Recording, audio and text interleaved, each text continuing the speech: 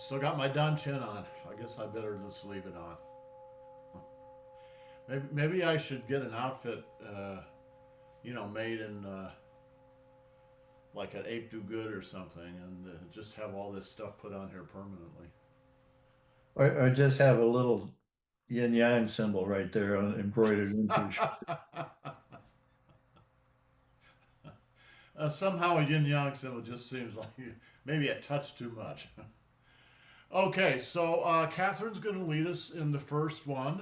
No, okay, so let's do this. Let's do this move a couple of times, and then we'll work on the last two parts of it in a little more detail.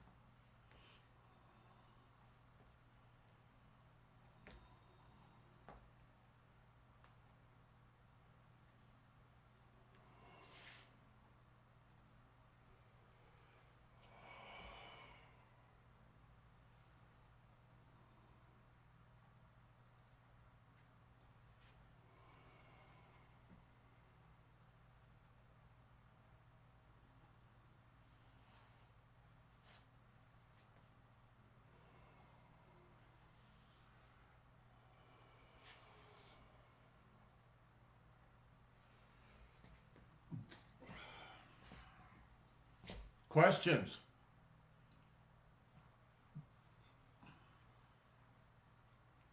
Um, I I don't understand the really last part. Once you have turned 180 degrees around, Uh huh. can you Sure.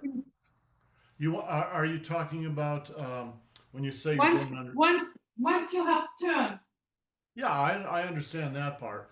When you say you don't understand it, do you mean you don't understand the function or you don't understand the body mechanics? Both. Okay. Both. Okay. All right. So let's do this.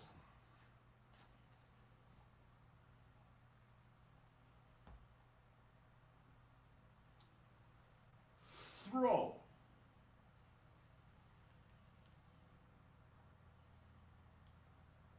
Step. Step. Sweep. Throw. So, Catherine, just watch. Don't even try to ape it. Just watch, and I'll go over the timing on this. This is actually for me personally, it's a really fun move. It feels really good to do this. It's like a good dance step, but you've got to get the rhythm of it, and there's some very particular things that you need to do. Step, throw, spin, step, step, and get ready. One, two, three.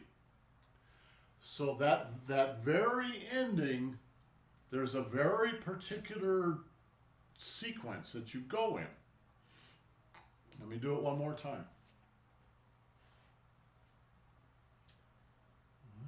Swallow's nest. Step up. Relax. Throw. Spin. Step back. Back. Get ready. You notice that I spin, so I'm on my left leg. There's no weight on there. Get ready and forward, sweep, two, three. Watch. It's a throw. It's a throw. It's a throw.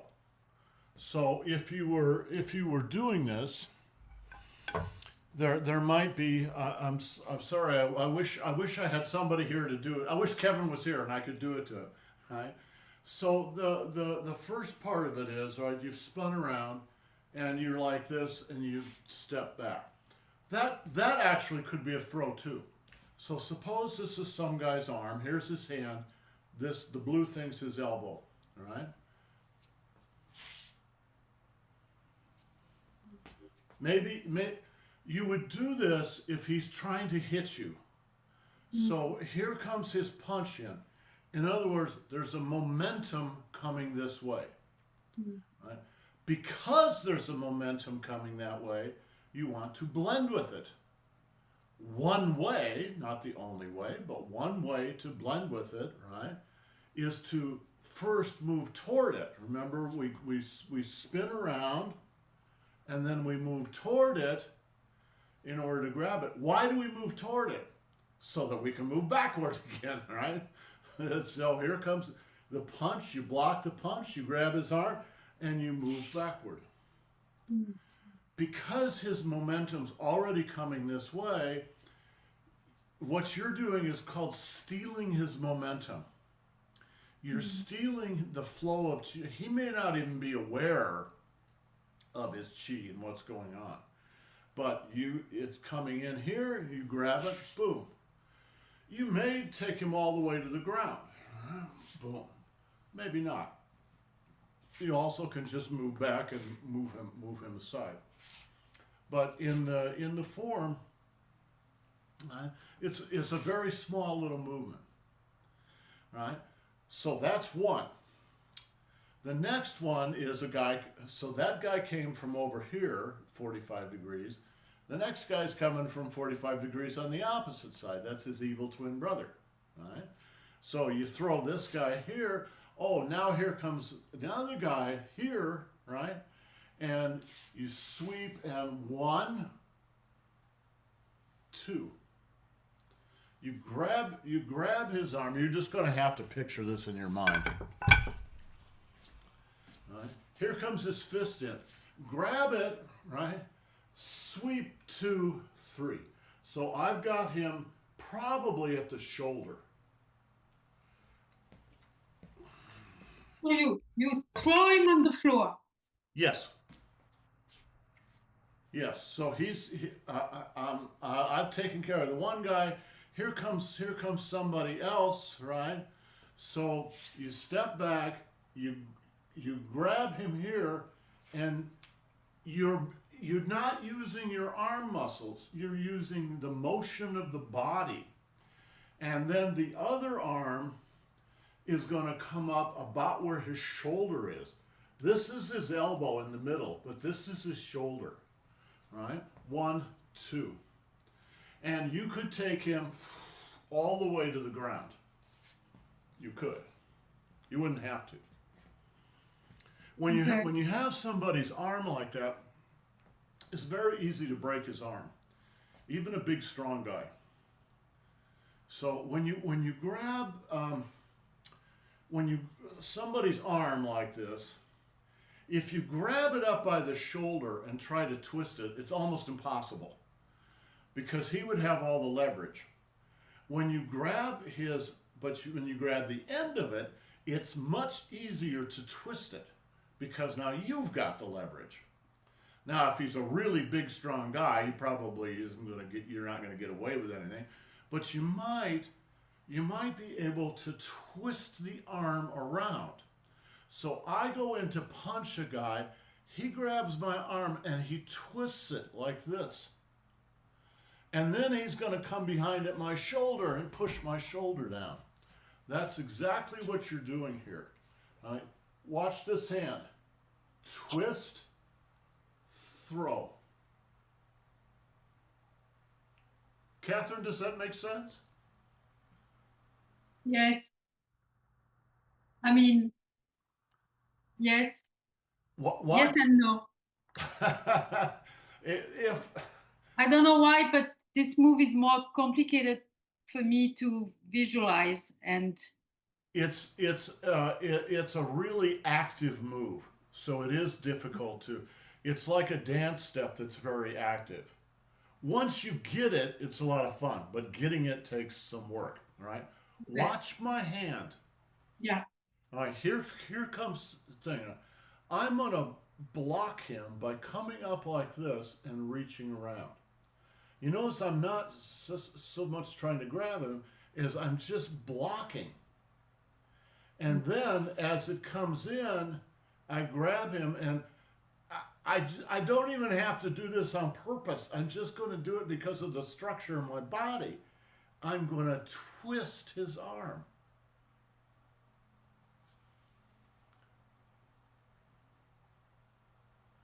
That's just the way your hand goes.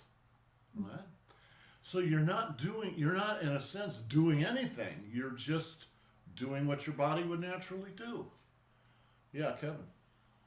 So I understand the weight transfer, but when your right leg, you're saying sweep, is there a leg sweep involved in this too? And Yeah. Like I said yesterday, is forward. This is a very mechanical explanation, but forward, your mind should be in your toes. All right, and then as you sweep back, your mind should be in your heel. so you're closer to the puncher than it looks like at the moment because you're going to be his arm's coming in to punch and his leg is directly almost below his elbow, and then you Think, step in and sweep him and you throw him down. think of what that Ramsey Dewey said yesterday in that little video that you watched. He goes, I thought Tai Chi was one thing, but it's all wrestling. It's all grappling. That's right. It's mainly a grappling art. So grappling is wrestling. So yeah, possibly. It could also just be a sweep because it gets you where you need to go. It's I not can, necessarily that you're trying to knock somebody's foot out from yeah, underneath. I can see that part very easily. So the reason this works, actually, that's a good question, and this will lead me to a little higher explanation. The reason this works is because of your daimai. I know all the actions out here, but it's the daimai that actually makes this work, right? Let me do it without the stick. Watch the white here.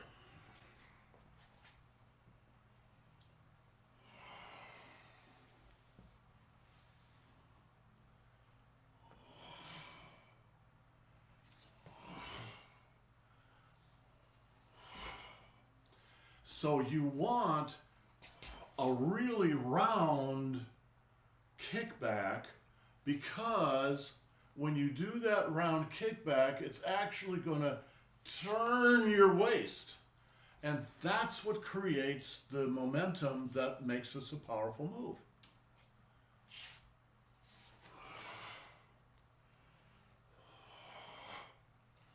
And watch where my weight ends up. It's not back here. It's forward. Why is it forward? Because you're pressing the guy's shoulder down. It's not this. All right? It's this. Clear? Jill? Yeah, it solved a problem there. And going back to the twisting of the right hand, Yes. so you're basically, well, it's just that I'm noticing when you land in the final position, your right hand is face downward. And so I'm wondering, like, because you're doing a twisting motion with it, right? Yeah. Um, Don't over twist. Don't overdo it. don't overdo it. So I'm basically just overdoing it. Don't overdo it. And remember, the form is the form. It's not you wouldn't necessarily take what you're doing in the form and try to use them as martial applications. They're two different things. However, what the form gives you is the internals. So you're studying a pattern of leverage and balance and weight shift and all that. That does apply. The exact angles and this and that, that's different every time you meet someone, every time you push with someone or spar with someone, and you do maybe you spar with 500 people, and you do the same move with 500 people. All 500 of those moves are going to be different, even though they're quote unquote the same, because nothing's ever the same in Tai Chi or in any martial art. It's always changing. So don't think of it being exactly like that. It's more, watch the hand.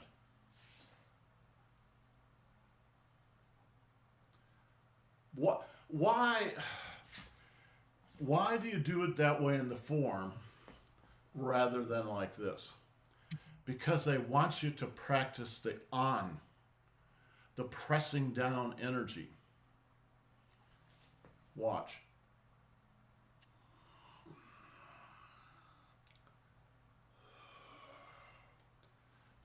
Pung, Lu, on. That's why. They want you to sink your chi. Because if you don't sink your chi, it won't work. All right? It's the same reason you don't want your weight back here, you want your weight forward. So you're sinking through the forward leg into the ground. And you've got that sinking is what locks everything. All right? You throw him, lock it, boom. Kevin, do you remember that time we were messing around in the studio years ago? And I don't even remember what move we were doing. But I got you down and then locked it. Do you remember that? Yeah, we call that covering the rice bowl. Yes. Yeah, I could. It was weird. It was, I didn't feel like any pressure, but I couldn't get up either. It was a strange feeling. Jill, you're not listening to this. Listen. There are, depending on what school you look at, there are either 36 or 72 or 100 different Jin, Jin. We haven't even talked about it. Well, we've mentioned one or two in Tai Chi. One of them is called covering Jin. And the little poem or phrase that goes with it in Chinese is you're covering someone's rice bowl. Well, what does that mean? Well, Qi, it means something very exact. So this is not a roll of tape, this is a rice bowl, right? And it's got freshly cooked rice in it, and steam is coming up off that. That's the Qi. That's literally the drawing that they do to express Qi. All right.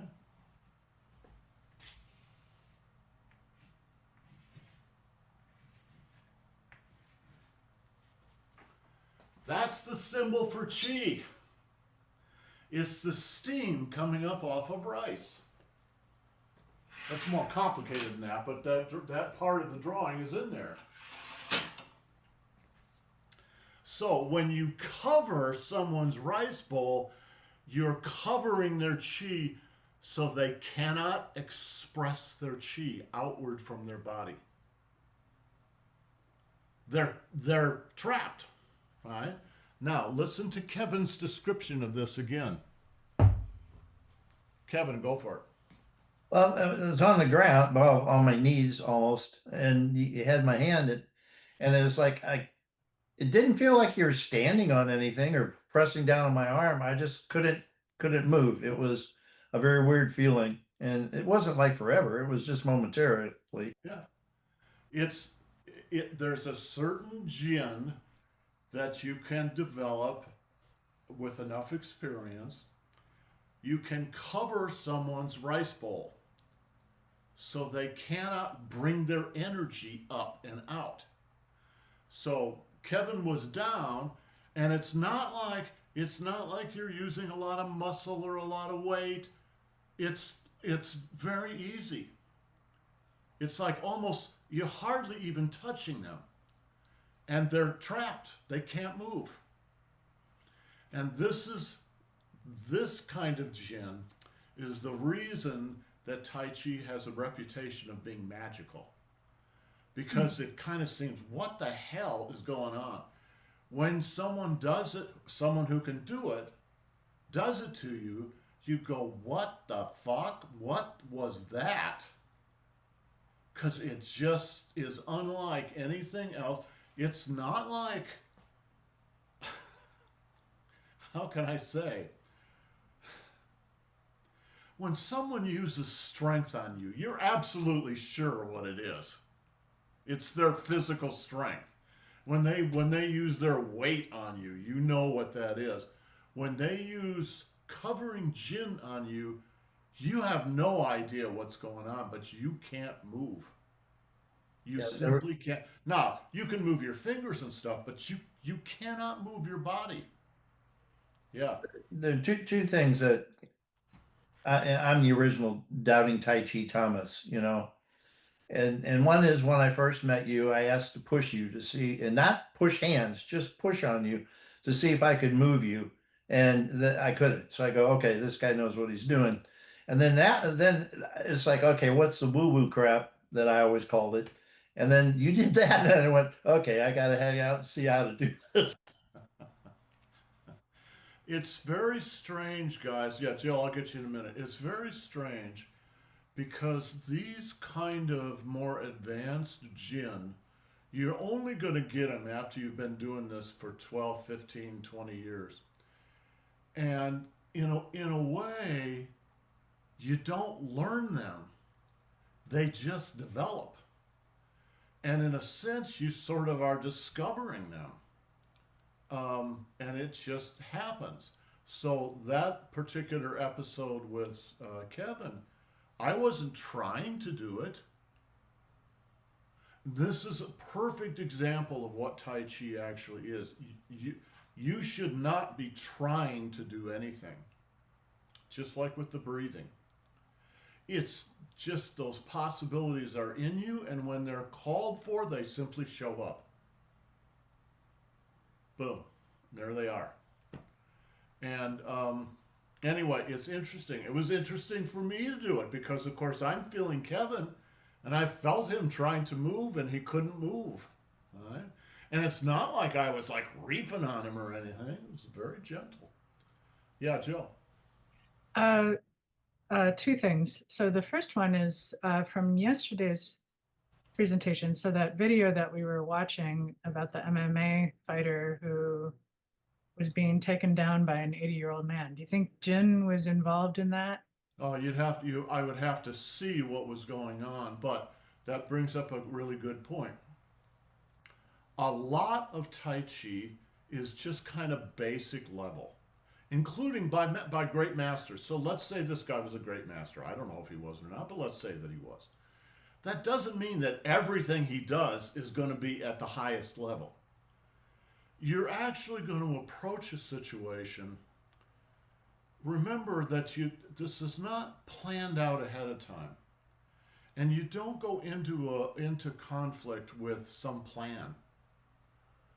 Because remember, what does Mike Tyson say? You have a plan till you get punched in the face. Exactly. Everybody's got a plan till they get punched in the face. You could say that Tai Chi's plan is no plan. I have no plan. I've just developed myself so that without even thinking about it, something happens. It has to be that way because if you have to, I mean, how are you going to plan for a fight? you, you don't know what the other guy's going to do. You have to, it's spontaneous. It's a lot more like jazz improvisation. It's just improvisation.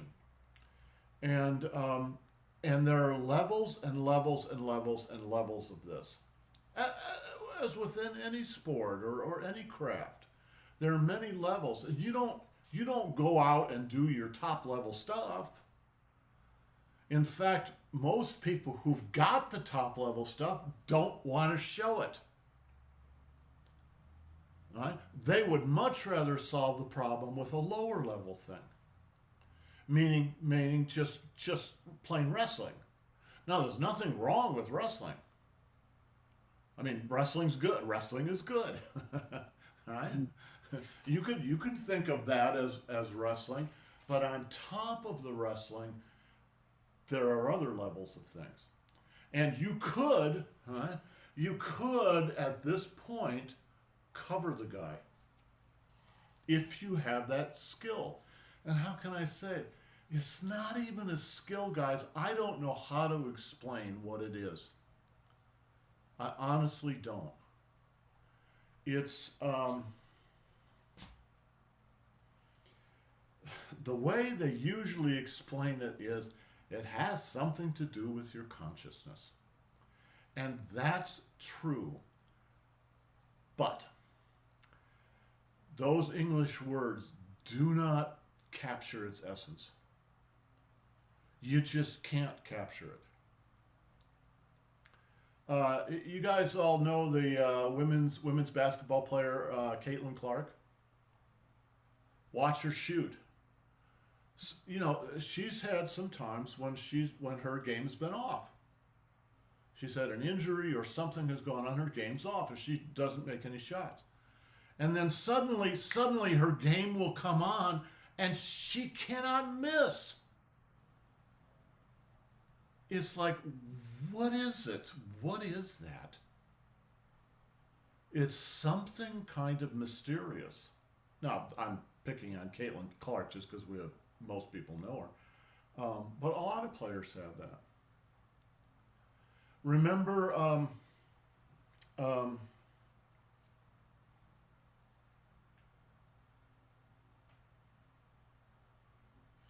who was the great golfer back 20 years ago, Kevin? Tiger Woods. Remember Tiger Woods? When Tiger Woods was young, before he ran his face into a brick wall, God, the guy was magical. It was like, what is he doing? How is he doing these things? And then he ran his face into a brick wall, ruined his, metaphorically, ruined his marriage, ruined his life, and he has never been the same since. It's something that's not just in the physical body. I watched an old cut from 30, 40 years ago of Jack Nicklaus.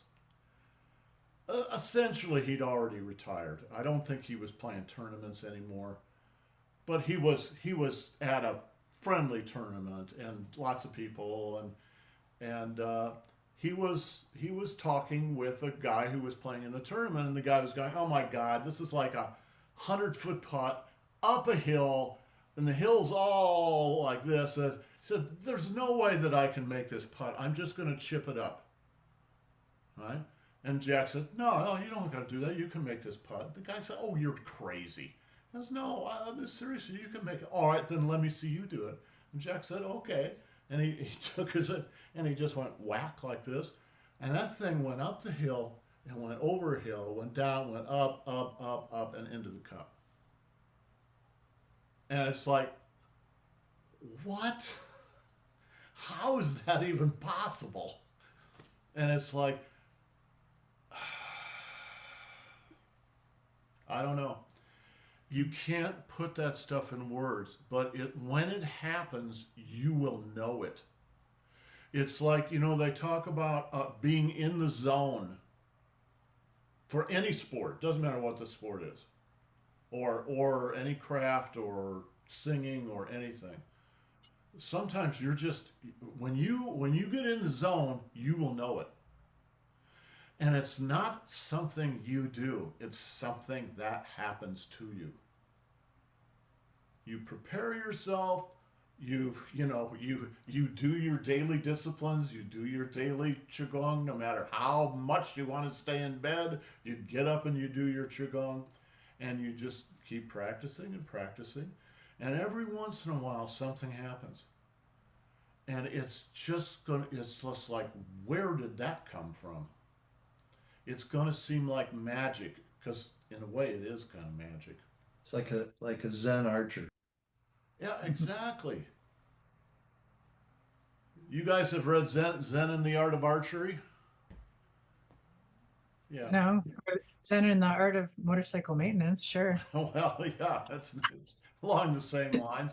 Zen, he's an American in a Zen, classical Japanese archery. So, right. So, he's in that archery. And every time he winds up, his instructor tells him, no, no, no. Even when he shoots and hits a bullseye, the instructor goes, no, that's not it. No, no, no. Until the day he gives up. And then the instructor says, yes, finally, finally. You just let go of all that shit and just shoot the arrow. All right? Or you could say the arrow shoots itself. It's exactly the same thing. Yes, Jill. So my second question was, I remember a story of who it was, but it was asking the students to try to move him, and they couldn't even get a hand on him. And I'm remembering that one particularly because I had my personal situation when I was at first Lollapalooza, and you know how, like body surfing, well, that's not always because you want to. And being female is particularly where somebody was trying to pick me up to send me into the crowd. And I somehow made myself so heavy that the guy couldn't get a hand on me. Yeah. Magically. Yeah. Saved me. Well, that is an old trick that is done all the time in Chinese martial arts. And I think I told you this story, but I guess this is story day. One time, Master Zhang had me come up in front of the class, stand behind him, give him a bear hug, because he was about this tall, about up to my nose. Right? Give him a bear hug and lift him up, and so I did. Right? No problem, because I'm probably 80 pounds heavier than him. Right? He said, "Now try it again." I put my hands around him and tried to lift. I could not budge him. And what it felt like is if he was melting. He was melting, and the sand was just running down and running down. And no matter what I did, it just kept running down. And then we stopped, and he said, "How? How did I do that? What was I doing?" Now, I'm serious. This is a good lesson for any of you guys, because this move right here, right there, you have to do it.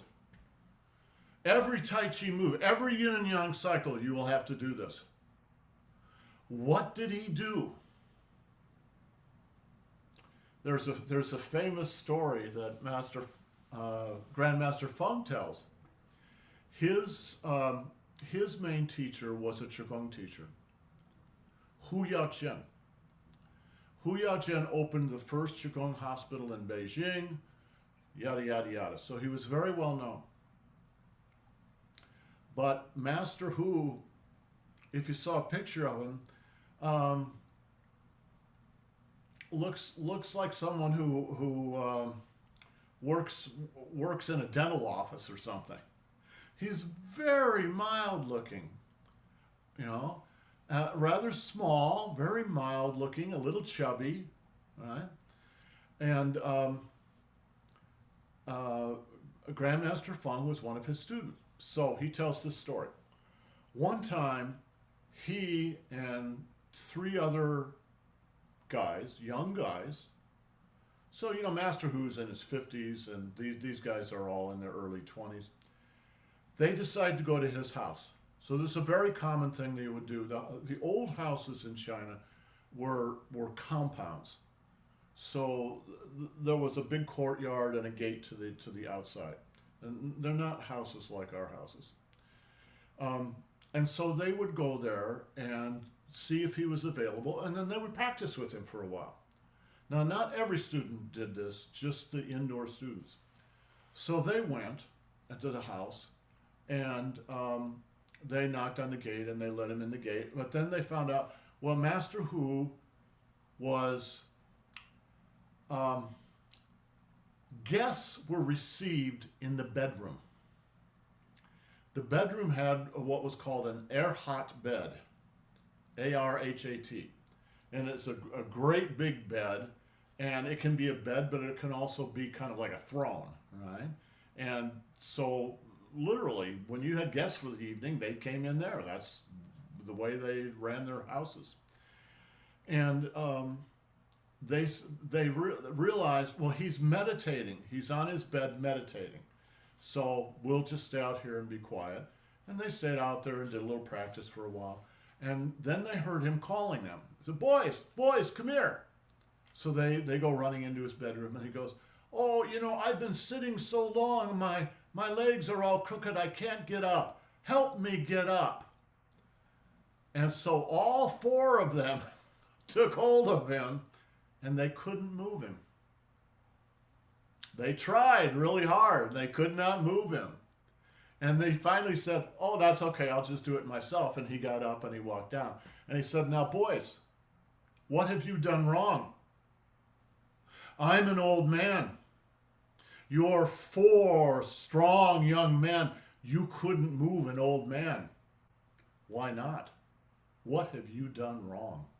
Go home and think about it.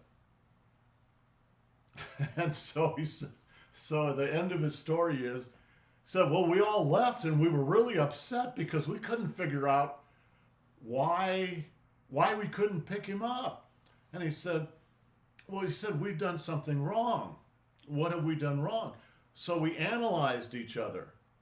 Oh, what you do wrong is you're too arrogant. Oh, what you do wrong is you're too violent. Oh, what you do wrong is you're too this or that, right? And Master Feng ended the story by saying, that's how Master Hu taught us. You guys are so screwed up. How do you expect to move to the higher level skills when you have these personal characteristics blocking your progress? You have to know yourself if you want to get this higher level stuff. It's just the way it works. Plus, it's a great story. And he tells it really, really well. He tells it on himself. Master Hu is one finger ruled the world. Yes. Master Hu's nickname was One Finger Conquers the World. And it's like, well, what do you mean one finger conquers the world? When Master Feng, the first time he went to meet him, in the old days, you couldn't just go knock on the door. You had to have an invitation. And one of Master Feng's friends was already a student of Master Hu. So that connection allowed him to come in to meet Master Hu. And Master Hu said, well, you know, hi, nice to meet you, and et cetera, et cetera. And they're sort of talking back and forth. And Master Feng said, I was not impressed. He's not a big guy. He's a little chubby. He's looks kind of weak. I mean, it's not this was not a big, impressive guy, you know. And they're talking back and forth and about what works and what doesn't. And finally, Master Hu said, I can see you don't believe me with any of this stuff. He said, I'll tell you what, hit me anywhere in the body. All right? Hit me as hard as you can. No, no, Master, no, I can't do that. No, I insist, you hit me. No, Master, you're an elder, I can't hit you. I insist, hit me. So he said, all right, don't blame me. And Master Feng, who was a real monster when he was young, wound up and hit him in the middle of the chest as hard as he could. He said Master Hu didn't even move, but he bounced back about 3 feet. And his hand hurt. And he went, okay, well, all right, he's got something. And then Master Hu said, okay, now it's my turn. And Grandmaster Feng went, oh shit. And that's when he remembered the nickname, One Finger Conquers the World, because Master Hu came forward with one finger and touched him in the center of the chest. And he said, it was like I was electrocuted. It threw me back 10 feet against the wall. And that's when I decided I was going to become his disciple, become his student. All right? That's a famous story. He loves to tell that story. And those are the old days. Those kinds of powers are out there. But there's something else that you need to know. Yes, those things really do happen. But for every real one, there are 99 fake ones. There's so much fakery in China about Qigong and about Tai Chi. It's no offense to anyone, but it's just like Christianity in the United States. For every one real Christian, there are 99 fakes. So you have to be discerning about what's going on. There is real stuff. So when I used that covering gin on Kevin, that was real. But I did not plan that. The thought never entered my head. And if he asked me to do it to him again right now, I probably wouldn't be able to do it. You can't do these things on purpose with your ego mind. It has to come out of your natural, just like the breathing needs to be natural. If you try to do it, you're not doing it. All right? There is no try. There is only do. All right? You can do it, but you can't try to do it. And the only way to get to the place where you just do it is just to practice. Do you all know the guitarist Stevie Ray Vaughan? There's a recording of him playing Texas Flood at the Macombo. Maybe you've seen it. It's on YouTube. Now, Stevie Ray Vaughan played Texas Flood a lot. And I've heard different versions. Every night it was a little different. But this night it was like, what happened? It was like he hit this zone and it just exploded onto the stage. It's an amazing performance, if you know the one I mean. And it's like anybody, any guitar lover who watches that is just blown away, naturally. All right, guys, practice this week. All right, we'll see you next week. Ciao. Got a sec?